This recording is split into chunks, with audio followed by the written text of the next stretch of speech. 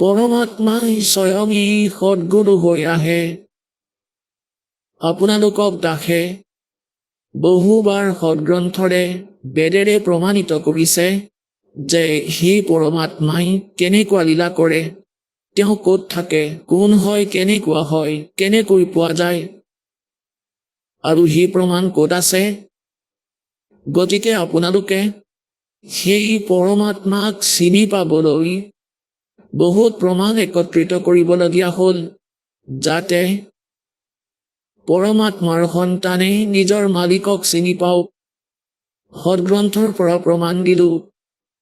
যিবোৰ সদগ্ৰন্থক আমি আজিলৈকে হৃদয়াৰ্য বুলি মানি আহিছোঁ, সত্যবিদ্যাৰ কিতাপ বুলি মানো, বেদৰ পৰা, গীতাৰ পৰা, পুৰাণৰ পৰা, কোৰাণ, বাইবেল, গুৰু গ্ৰন্থ চাহেবৰ পৰা,